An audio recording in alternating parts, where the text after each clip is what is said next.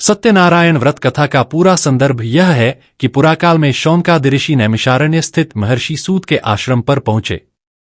ऋषिगण महर्षि सूत से प्रश्न करते हैं कि लौकिक कष्ट मुक्ति, सांसारिक सुख समृद्धि एवं पारलौकिक लक्ष्य की सिद्धि के लिए सरल उपाय क्या है। महर्षि सूत शौनकादि ऋषियों को बताते हैं कि ऐसा ही प्रश्न नारद जी ने भगवान विष्णु से किया था। भगवान विष्णु ने नारद जी को बताया कि लौकिक क्लेश मुक्ति, सांसारिक सुख समृद्धि एवं पारलौकिक लक्ष्य सिद्धि के लिए एक ही राजमार्ग है, वह है सत्यनारायण व्रत। सत्यनारायण का अर्थ है सत्याचरण, सत्याग्रह, सत्यनिष्ठा। संसार में सुख समृद्धि की प्राप्ति सत्याचरण द्वारा ही संभव है। सत्य ही ईश्वर है। सत्याचरण का अर्थ है ईश्वर आराधन, भगवत पूजा। कथा का प्रारंभ सूत जी द्वारा कथा सुनाने से होता है। नारद जी भगवान श्री विष्णु के पास जाकर उनकी स्तुति करते हैं।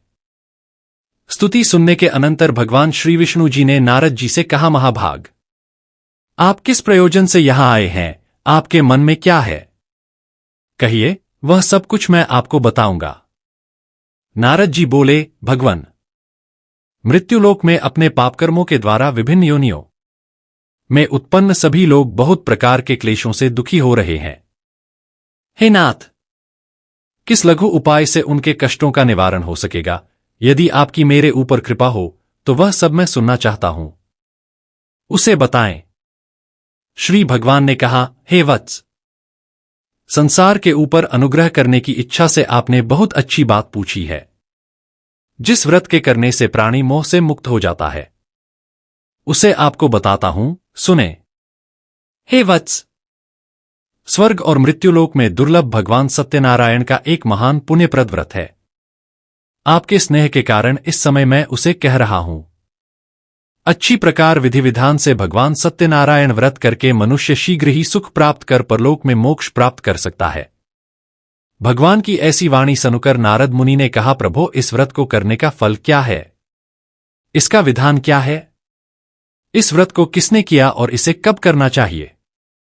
यह सब विस्तार पूर्वक बतलाइए।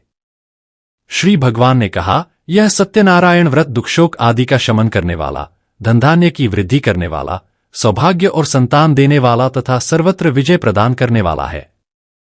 जिस किसी भी दिन भक्ति और श्रद्धा से समन्वित होकर मनुष्य ब्राह्मणों और बंधु बांधवों के साथ धर्म में तत्पर होकर सायंकाल भगवान सत्यनारायण की पूजा करे, नैवेद्य के रूप में उत्तम कोटि के भोजनीय पदार्थ को सवाया मात्रा में भक्तिपूर्वक अर्पित करना चाहिए।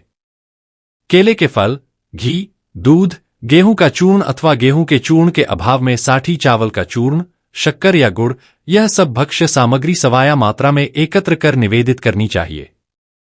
बंधु बांधवों के साथ श्री सत्यनारायण भगवान की कथा सुनकर दक्षिणा देनी चाहिए।